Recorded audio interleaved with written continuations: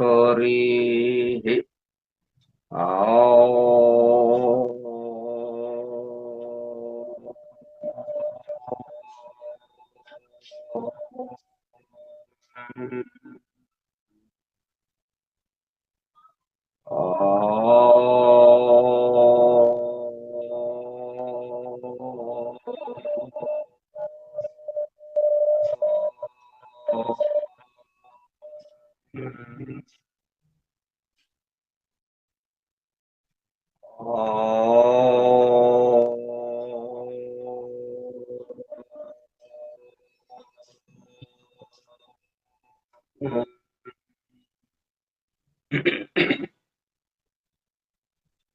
गुरुर्ब्रह्मा गुरुर्विष्णुः गुरुर्देवो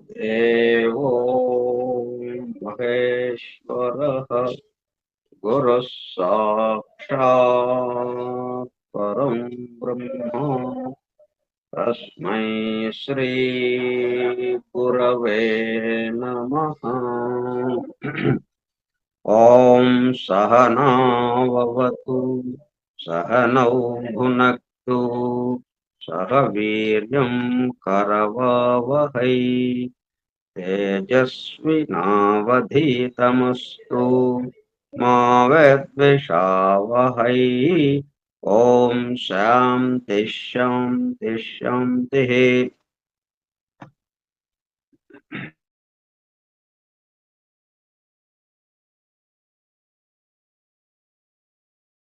వాసుదేవ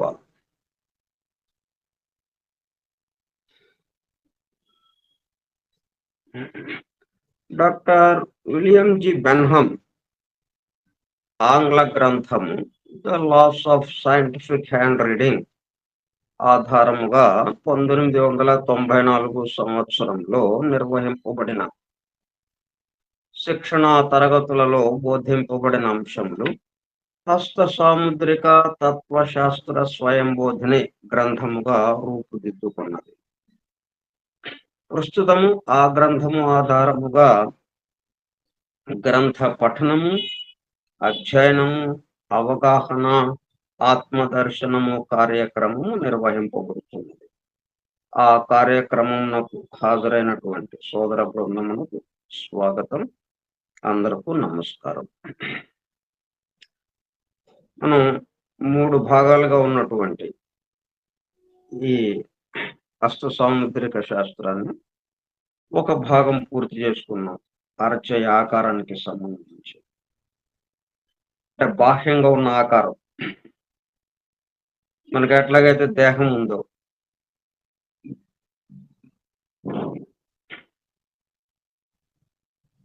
అలాగా అరచేయ ఆకారం. దాని తర్వాత గ్రహ శిఖర స్థానం, అది ఇప్పుడు చూస్తున్నాం. గురుగ్రహాన్ని తెలుసుకున్నాం. ఇప్పుడు అంటే చూపుడు వేలికి సంబంధించిన విషయం తెలుసుకుని ఇప్పుడు మధ్యవేలు దిగువన ఉన్నటువంటి శని గ్రహ శిఖర స్థానానికి సంబంధించిన విషయం తెలుసుకుంటున్నాం. అంటే డాక్టర్ జెకెల్ మిస్టర్ హైడ్ అంటే విరుద్ధ మనస్తత్వాలు కలిగిన వాడుగా ఒకే వ్యక్తిలో 2 విరుద్ధ భావాలు గల వారిని చూస్తుంటాం. అది ఈ సాటర్న్ ఎన్కి సంబంధించిన ముఖ్యమైన విశేషం. తర్వాత మౌంట్ ఉబ్బెత్తుగా ఉండడం బ్యాడ్నెస్ ని తెలియజేస్తుంది. మరీ ఎక్కువ ఉండకూడదు ఉబ్బెత్తుగా. అనారోగ్యము, విచారము, మనోవ్యాకులత, నిరాశావాది, లోభిగా మారతాడు. అంటే మిగతా వాటికి ఉబ్బెత్తుగా ఉంటే మంచిది. చూపుడు వేలకి ఉబ్బెత్తుగా ఉంది, ఓకే. కానీ ఉబ్బెత్తుగా ఉండడం అంటే అర్థం ఏంటి? దానికి సంబంధించిన లక్షణాలు పూర్తిగా వ్యక్తమవుతుంటాయి. మరి వీడికి సంబంధించిన లక్షణాలు అన్ని విచారము, మనోవ్యాకులత, అన్ని నెగిటివ్ కి సంబంధించినవి ఉన్నాయి. అవి ఎక్కువ అవుతాయి. అందుకని ఉబ్బెత్తుగా ఉండకుండా ఉబ్బెత్తుగా ఉందంటే వీడికి ఇంకా ఇబ్బంది, బ్యాడ్నెస్ ను తెలియజేస్తుంది. అనారోగ్యము, విచారము, మనోవ్యాకులత, నిరాశావాది, లోభిగా మారతాడు. మిస్టర్ హైట్ ను చూస్తాం. అలా కాక మౌంట్ సాటర్న్ ఫింగర్ నార్మల్ గా ఉంది, మిగతా ఫింగర్స్ సాటర్న్ ఫింగర్స్ కేసి వంగితే గుడ్ క్వాలిటీస్ ఉంటాయి. అంటే వాళ్ళ దగ్గర ఉన్నటువంటి అంటే 2 వేళ్ళే కదా అటు ఇటు. కుడివైపు, ఎడమ వైపు 2 వేళ్ళున్నాయి ఈ మధ్య వేలికి. ఆ 2 వేళ్ళేంటి గుడ్ క్వాలిటీస్ ఉన్నాయి ఆ 2 వేళ్ళకి. ఒకటి చూపుడు వేలు, ఒకటి ఉంగరపు వేలు. ఒకటి గురుగ్రహానికి సంబంధించింది, ఒకటి సూర్యగ్రహానికి సంబంధించింది.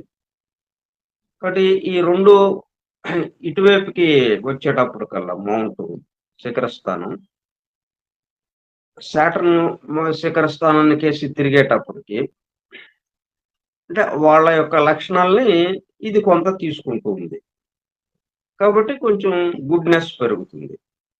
సాటర్న్ యొక్క బ్యాడ్‌నెస్ తగ్గి గుడ్‌నెస్ పెరుగుతుంది. వాళ్ళు ఈయన వైపుకి రావడం వల్ల వాళ్ళకి ప్రయోజనం ఏంటి? వాళ్ళ యొక్క అత్యుత్సాహం, డాషింగ్ నేచర్ దూసుకుపోవటం. ఎళ్లి బోర్ల పడిపోవటం గదా! అట్లా బోర్లా పడిపోకుండా జాగ్రత్తగా ఇతను కొంచెం అదుపులో ఉంచినట్టు అవుతుంది. వాళ్ళ యొక్క వేగాన్ని అదుపులో ఉంచినట్టు అవుతుంది. మనం ఫస్ట్ డిగ్రీలో ఎలాగైతే లోపలికి ప్రవేశించంగానే ఎదర రూమ్ మీద ఆచ్ఛాదన లేని ఎదర రూమ్ మీద ఏం చేస్తాం? కత్తి మొన గుచ్చబడుతుంది. దేనికి సంకేతం అది? ర్యాష్‌నెస్‌ని తగ్గించడానికి. అట్లా సాటర్న్ ఆ విధంగా ఇద్దరిని ఆపుతాడన్నమాట. అందువల్ల ఒక మంచి జరిగింది. ఒక అంటే వీళ్ళకేమో స్పీడ్ తగ్గుతుంది. సాటర్న్‌కేమో బ్యాడ్‌నెస్ తగ్గుతుంది. అట్లా జరుగుతూ ఉంటుంది.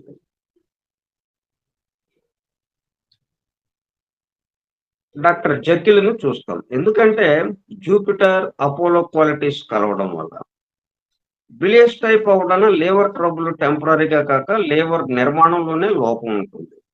యెల్లో ద్వారా నెర్వస్‌నెస్‌ని తెలియజేస్తుంది. అది ఇంకా పెరిగి పారాలిసిస్‌కు దారి తీయవచ్చు. ఈ సాటర్న్‌కి సంబంధించిందే పారాలిసిస్ కూడా పక్షవాతం.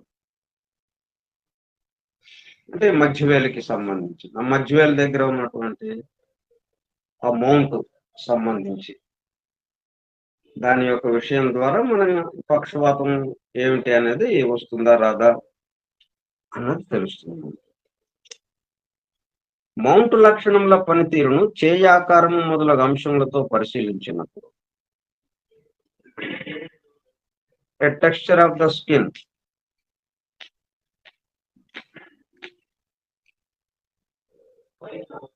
టెక్స్చర్ కార్చే మందము మరియు దృఢత్వం యొక్క తీరు కోర్సుగా ఉందా? స్మూత్‌గా ఉందా? కోర్సుగా ఉంటే లక్షణములు మోటుగా ఉండి బ్యాడ్‌నెస్ పెరుగుతుంది. స్మూత్‌గా ఉంటే లక్షణాలలోని చెడు తగ్గుతుంది. అలాగే ఫ్లెక్సిబిలిటీ ఆఫ్ ద హ్యాండ్ అంటే చెయ్యి మెతకదనం, వంగే తీరు. స్టిఫ్‌గా ఉంటే లోభిత్వం పెరుగుతుంది.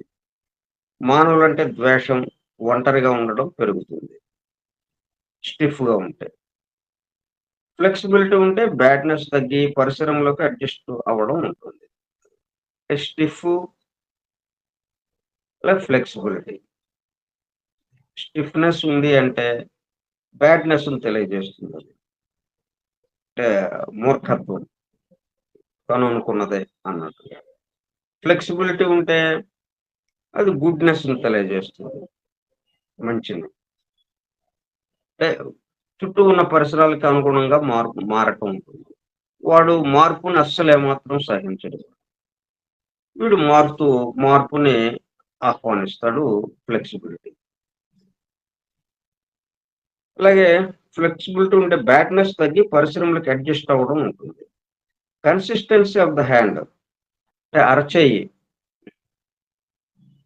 మందం మరియు దృఢత్వంలో ఫ్లాబీగా ఉంటే లేజీనెస్ పెరిగి ఎందుకు పనికి రాకుండా చేస్తుంది. బొద్దుగా ఉంటాయి. బాంబులు విసిరి అరాచకములు సృష్టించే వాళ్ళుగా ఉంటారు. సాఫ్ట్ కొంతవరకు నయం, ఉన్నతాశయములు కలిగి ఉంటారు. Elastic best combination. ఎనర్జీ ఉన్నందున. లివర్ చక్కగా ఫంక్షన్ చేస్తూ విచారము, నిరాశలను తొలగిస్తుంది. అంటే విచారము, నిరాశలు ఎవరికి ఉండవో వారిలో లివర్ నార్మల్‌గా పనిచేయటం, ఎవరిలో ఉంటాయో వారిలో లివర్ సరిగా పనిచేయకపోవటం జరుగుతుంది. ఈ మొత్తం గూడా ఇప్పుడు ఇల్లు ఎవరి కోసం కడుతున్నారండి ఇల్లు? ఇల్లు ఎట్లా నిర్మాణం జరపబడుతుంది? ఏ పద్ధతిలో జరపబడుతుంది? దాని డిజైన్ గాని అదంతా అది ఇంటి యజమానిని బట్టి, ఇంటి యజమాని మీద ఆధారపడి ఇల్లు మొత్తం నిర్మాణం అవుతుంది. ప్లాన్ వేసిన దగ్గర నుంచి మేస్త్రులు గాని వీళ్ళందరూ ఎలా కట్టాలి అంటే ఇదిగో ఈ యజమానిని బట్టి. అట్లాగా మన జాతక చక్రం గాని, అలాగే హస్త సాముద్రికం గాని, ఈ అరచేతి ఆకారము, రేఖలు, ఈ గ్రహ శిఖర స్థానాలు ఇవన్నీ ఎవరిని బట్టి? ఈ దేహాత్మని బట్టి. నేను అంటే మనం దేన్ని ఉద్దేశించి అంటున్నాం? దేహాత్మ. జీవాత్మ దీనికి సహాయం చేయడానికొచ్చింది. కాబట్టి మనకిక్కడ మొత్తం ఎవరు చుట్టూ కేంద్రీకరింపబడుతుంది? దేహాత్మ చుట్టూ కేంద్రీకరింపబడుతుంది. వాడిని బట్టి వాడు ఏ పద్ధతిలో ఉంటే వాడు ముందుకు వెళ్ళటానికి ఎవల్యూషన్‌లో, పరిణామంలో ముందడుగు వేయటానికి కావలసిన పరిస్థితులకి అనుగుణంగా ఇవన్నీ కల్పించబడతాయి చుట్టూ. నేను వాళ్ళు వీళ్ళకివ్వటం గాదు. ఇప్పుడు అరచేయి ఆకారం ఇలాగుంది గాబట్టి వీడు ఇలాగండి. ఈ అరచేయి ఆకారం ఇంకోలాగుంటే వీడు ఇంకోలాగా ఉండేవాడు. అని ఇక లేదు. వాడు ఉన్నదాన్ని బట్టి అరచేయి ఆకారం వస్తుంది. అది జాగ్రత్తగా మనం ఏది నే గుర్తు ఉన్నా లేకపోయినా, ఏది తెలియకపోయినా, ఈ ఒక్క విషయం మాత్రం తెలిస్తే చాలు మనకి. ఎవరిని బట్టి ఎవరు. మనం సాధారణంగా ఉన్న ఈ లోకంలో ఉన్నటువంటి సాధారణంగా ఉన్న మనం భావించేదేంటి? భావన ఏంటి? జాతక చక్రాన్ని బట్టి వీడి జీవితం సాగుతూ ఉంటుంది. అలాగే ఈ అరచేతిని బట్టి వాడి జీవితం సాగుతూ ఉంటుంది. కానీ అది కాదు. వాడిని బట్టి వాడి అరచేయి. వాడిని బట్టి వాడి జాతక చక్రం. మనం అడగటం. అడిగితే దానికి తగిన విధంగా అవన్నీ సర్దుకొని మనకు కావాల్సింది ఇస్తూ ఉంటాయవి. ఆ అరచేయి ఆకారము, హస్తరేఖలు, అలాగే గ్రహ శిఖర స్థానాలు ఇవి గాని. జాతక చక్రంలో ఆ రాసులు, ఆ గ్రహాలు, ఆ నక్షత్రాలు అవి గాని. ఇప్పుడు అడిగితే ఇవ్వటమే వాళ్ళు. బ్యాంకులో మనం విత్‌డ్రా చేసుకోవడానికి డబ్బులు ఏయటం గాని, తీయటం గాని అంతవరకే గదా! మనల్ని బట్టే గదా వాళ్ళు. బ్యాంక్ వాళ్ళుండేది. మనం ఏస్తే తీసుకుంటారు. మనం మళ్ళీ వెనక్కి తీసుకుందామని విత్‌డ్రా చేస్తామంటే ఇచ్చేస్తారు మనకి. అయితే మన అకౌంట్‌లో ఏదుందో అదే. దానికి సంబంధించి. అట్లా ఉంటుంది. సో, మనల్ని బట్టి ఇవి ఉన్నాయి కాబట్టి, ఇప్పుడు మనం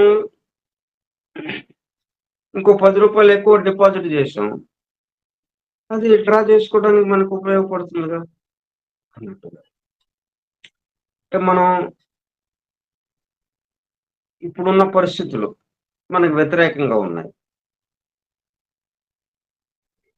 ఎందుకంటే అవన్నీ గ్రహాలు వల్ల అలాగవుతున్నాయండి. లేతే అరచేతి రేఖలు వీటి వల్ల అలాగ ఉందండి అనేది కాకుండా, మన యొక్క పరిస్థితిని బట్టి ఆ గ్రహాలు ఆ విధంగా మనకి అడిగింది ఇస్తూ ఉంది. మనం అడిగాము. అంటే మనం చెడు అడగం గదా! మనం కష్టం అడగం గదా! మరి నేను అడగలేదు కదగా అంటావు. మనం అడగటం మన నోటితో కాదు. మన యొక్క ఆ దేహాత్మకి సంబంధించి. ఇన్ని జన్మలుగా సేకరించినటువంటి ఆ కర్మ ఫలాలు, వాటిని అనుభవించాల్సిన పద్ధతి, వాటి వాడికి ఏర్పాటు చేసుకున్నటువంటి స్వభావము, వీటన్నిటికీ సంబంధించి దీంతో పాటు వీడు ముందుకు వెళ్ళాలి. దైవానుభూతికి వెళ్ళాలి వీడు. ఆ ఏకత్వానికేసి ప్రయాణం చేయాలి వాడు. వీటన్నిటిని దృష్టిలో పెట్టుకొని మనకి ఉన్న పరిస్థితులు కల్పింపబడతాయి. మనకి ప్రస్తుతము మన చుట్టూ ఉన్న పరిస్థితులన్నీ ఎందుకోసం?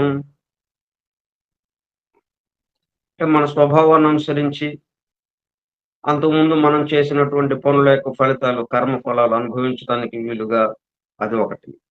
రెండోది, అదే సమయంలో మనం ఆ ఏకత్వానుభూతికి ప్రయాణం చేయటానికి కావాల్సిన విషయం. అట్లా ఉంటుంది మొత్తం కలిపి. అందుకోసం మనకి ఇవి ఏర్పాటు చేయబడి ఉంటాయి. ఉన్న పరిస్థితి ఇది. దీన్ని బట్టి మరి మరింత వేగంగా మనం ముందుకు వెళ్ళటానికి ఎలాగా అనేది మనకు అవకాశం ఉంది. వేగముగా వెళ్ళొచ్చు, వేగాన్ని తగ్గించుకోవచ్చు, ఎక్కడోళ్ళం అక్కడ నిలబడిపోనవచ్చు. ఏమాత్రం అభివృద్ధి లేకుండా.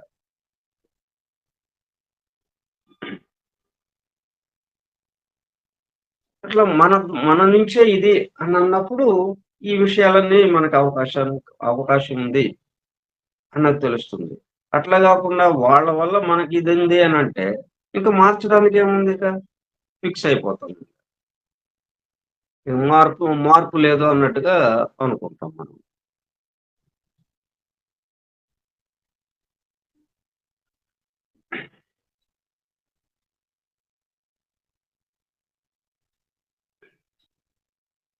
తర్వాత ఎలాస్టిక్ కొంచెం బాగుంటుంది. అంటే లివర్ చక్కగా ఫంక్షన్ చేస్తూ విచారము, నిరాశలను తొలగిస్తుంది. అంటే విచారము, నిరాశలు ఎవరికి ఉండవో వారిలో లివర్ నార్మల్‌గా పనిచేయటం. ఎవరిలో ఉంటాయో వారిలో లివర్ సరిగా పనిచేయకపోవటం జరుగుతుంది. కాబట్టి దేని వలన ఏది అనేది బాగా గుర్తుపెట్టుకోవాలి. హార్డ్ హ్యాండ్ ద్వారా ఎనర్జీ ఎక్కువగా ఉన్నందున బ్యాడ్‌నెస్ పెరుగుతుంది. పూర్తిగా అభివృద్ధి నిరోధకులుగా ఉంటారు. క్రొత్తను ఏమాత్రము అంగీకరించరు. గుడ్ ఓల్డ్ డేస్ అని అంటూ ఉంటారు. ప్రస్తుతాన్ని మెచ్చుకోరు. పాతదాన్ని మెచ్చుకుంటూ ఉంటారు. Colour of the hand. Yellow colour ద్వారా విచారం, నిరాశ, మనోవ్యాకులత, నెర్వస్‌నెస్‌ను తెలియజేస్తుంది. క్రిమినల్ మైండ్ కలిగి ఉంటే యెల్లో కలర్ ఇంకా ఎక్కువవుతుంది. వైట్ ఒంటరిగా ఉంటాడు. ఎందుకంటే వైట్ కలర్ ఎలాగొచ్చింది? బ్లడ్‌లో హిమోగ్లోబిన్ కంటెంట్ లేకపోవడం వల్ల. బ్లడ్ పర్సెంటేజ్ తగ్గడంతో. వైట్ వచ్చేసింది. వైట్ వచ్చినప్పటికల్లా ఏమాత్రం ఉత్సాహం ఉండదు. ఓపిక ఉండదు. నీరసం. దానివల్ల 10 మందిలోకి తిరిగితే ఏదో పనులు చేయాలి, మాట్లాడాలి. ఇదంతా చేయటానికి అంత శక్తి లేదు కాబట్టి అతనికి ఒంటరిగా ఉండిపోతాడు. ఒంటరిగా ఉంటున్నాడంటే ఒళ్ళో బలం తగ్గింది.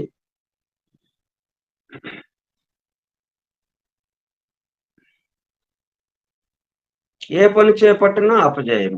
విచారము పెరుగుతుంది. పింక్ కలర్ ఉత్సాహమును పెంచుతుంది. మంచి కాంబినేషన్. నిరాశను కొంత తగ్గిస్తుంది.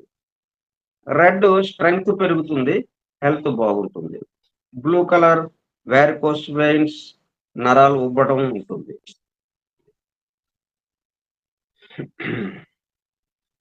ఇక గోల్డ్ చూస్తే షార్ట్ క్రిటికల్ అంటే బ్యాడ్నెస్ పెరుగుతుంది. బ్రాడ్ నెయిల్స్ హెల్తీగా ఉంటాడు. అంటే ఇట్లాగా మనం జత చేస్తూ ఉండడం వల్ల ఏమవుతుంది? కొన్నేమో పాజిటివ్‌గా పాజిటివ్‌నెస్‌కి సంబంధించి ఉంటాయి. కొన్ని నెగెటివ్‌కి సంబంధించి ఉంటాయి.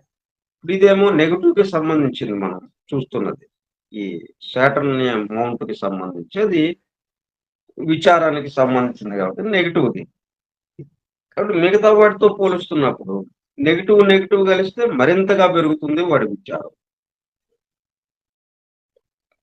ఇవన్నీ ఏంటి చేయాకారం ఇవన్నీ దాని ద్వారా బయటికి వ్యక్తమవటానికి ఇది.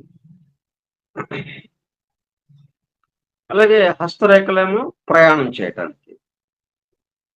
వాడు ఈ చేయి ఆకారం ద్వారా వ్యక్తమవుతూ, రేఖల ద్వారా ప్రయాణం చేస్తూ ఉంటాడు వాడి జీవితం. ఎలాగూ అంటే వాడి యొక్క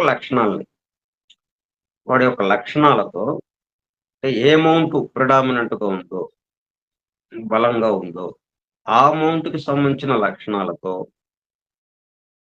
ఈ చేయి ఆకారం ఎంతవరకు ఉందో అంతవరకే వాడు వ్యక్తమవుతూ, అంతకన్నా మించి బయటకి రావడానికి లేదు. ఇప్పుడు మనకి దేహం ఉంది. దేహాన్ని దాటి రాగలమా మనం? ఏది చేసినా గాని ఈ దేహంలోనే. ఇది దాటి రావడానికి లేదు మనకి. మొత్తం వాళ్ళు దుప్పటి చుట్టేసినట్టుగా చుట్టేశారు. అది దాటి బయటికి అనేది లేదు. ఉన్నంతలోనే మనం ఎట్లా అభివృద్ధి చెందాలనేది ఆలోచించుకోవాలి. అట్లాగే అరచేయి ఆకారం వాడు దాన్ని దాటి వెళ్ళటానికి లేదిక. వాడి లక్షణాలతో ఇది ఎంతవరకు ఈ చేయి ఆకారం వ్యక్తం అవటానికి వీలవుతుందో అంతవరకు వ్యక్తమవుతూ, ప్రయాణం అంతా ఎలా సాగుతుంది? రేఖల మీదుగా సాగుతుంది. ఈ 3 యొక్క కాంబినేషన్ అన్నమాట. ఒకదానికొకటి సమన్వయం 3 కలిపి.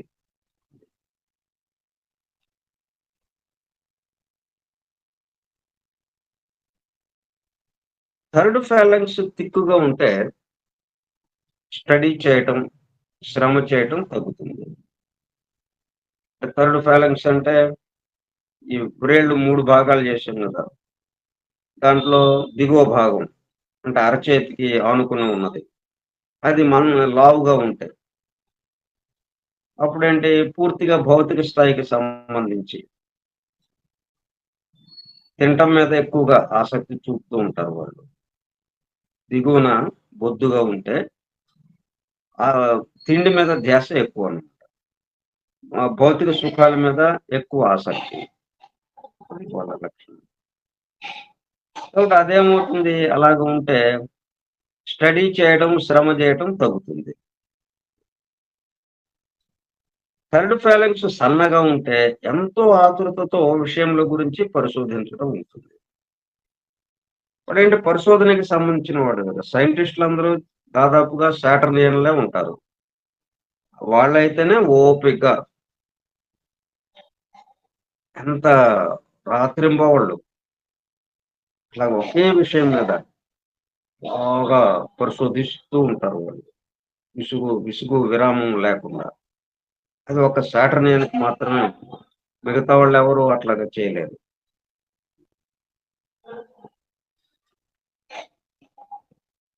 దానికి తోడు థర్డ్ ఫాలంక్స్ సన్నగా ఉంటే, ఈ భౌతిక విషయాలతో అస్సలు ఆసక్తి ఉండదు. ఈ తిండి మీద వ్యామోహం గాని, భౌతిక సుఖాల మీద వ్యామోహం గాని ఏమాత్రం ఉండదు. ఏదో టైంకి ఆకలేస్తే తింటాడు. అది దొరికితే దాని గురించి పెద్దగా ఆసక్తి ఏమీ ఉండదు. పట్టింపు ఉండదు. పెద్దగా తినాలి, అయి తినాలి, ఇది తినాలి అనే పట్టింపు అసలు ఏమాత్రం ఉండదు. అప్పుడు వాళ్ళైతే పరిశోధించడం, ఆతృతతో విషయాల గురించి పరిశోధించడం ఉంటుంది. అదే బొద్దుగా ఉంటే అది తగ్గిపోతుంది.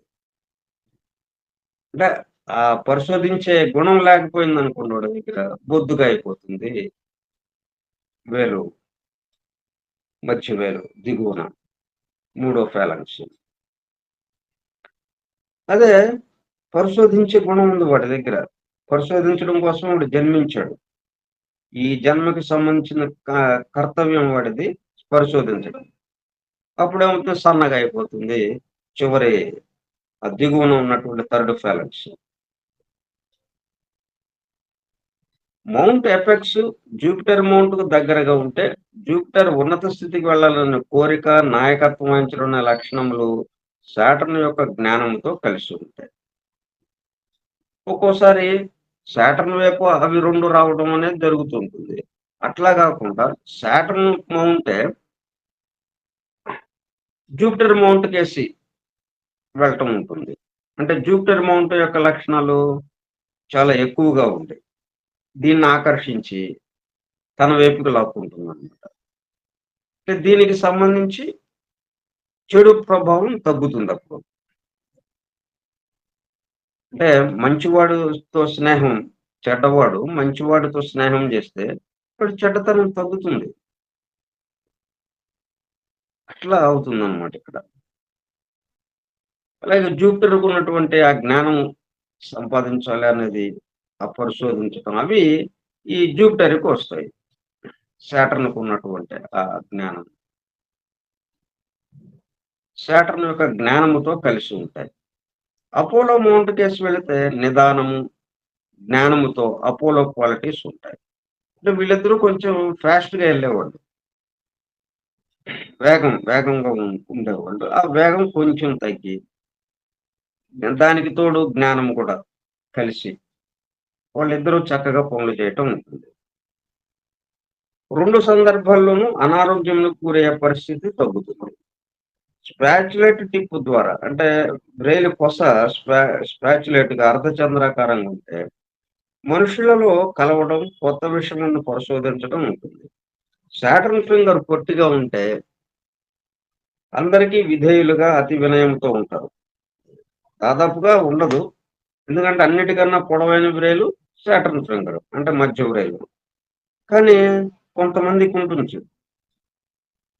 పొట్టిగా ఉండిపోతుంది వాళ్ళది. అంటే చూపుడు వేలు ఎక్కువగా ఉంటుంది ఎక్కువ. అలాగే అపోలో ఫింగర్, ఈ సన్ ఫింగర్ ఎక్కువగా పొడవు ఉంటుంది. ఈ రెండిటి మధ్య ఉన్నటువంటి ఈ మధ్య వేలు పొడవు తగ్గుతుంది. అలా పొట్టిగా ఉన్నప్పుడు ఏం జరుగుతుంది? అందరికీ విధేయులుగా, అతి వినయముతో ఉంటారు.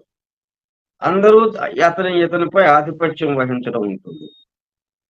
దీనితో పాటు ఇతనికి గల మరో ముఖ్య లక్షణం స్థిరత్వం ఉండకపోవటం. ఎప్పుడు పారిపోతాడో వాడికే తెలియదు. సాటర్న్ మౌంట్ వీక్‌గా ఉంటే సూయిసైడల్ టెండెన్సీ ఉంటుంది. సాటర్న్ మౌంట్ బాగా లేకపోతే. అంటే బాగా ఉబ్బెత్తు కాకుండా, సమతలంగా కాకుండా అడుక్కి లోతుగా ఉంటాయి. అంటే పళ్ళెంలాగా ఒక డొల్లలాగా అయిపోతే అప్పుడేమవుతుంది సూయిసైడల్ టెండెన్సీ ఉంటుంది. ఆత్మహత్య చేసుకోవాలి అనేది. తనకు గల బాధలకు పరిష్కారం ఆత్మహత్య చేసుకోవడం మాత్రమే అనుకుంటాడు. హెడ్‌లైన్ బాగా వంపు తిరిగి ఉండవచ్చు ఈ సందర్భంలో. హెడ్‌లైన్ బాగా వంపు తిరిగితే, లైఫ్ లైన్ కేసి తిరిగితే, అప్పుడు ఈ సూయిసైడల్ టెండెన్సీకి సంబంధించి తప్పనిసరిగా అతనికి ఉంటుంది.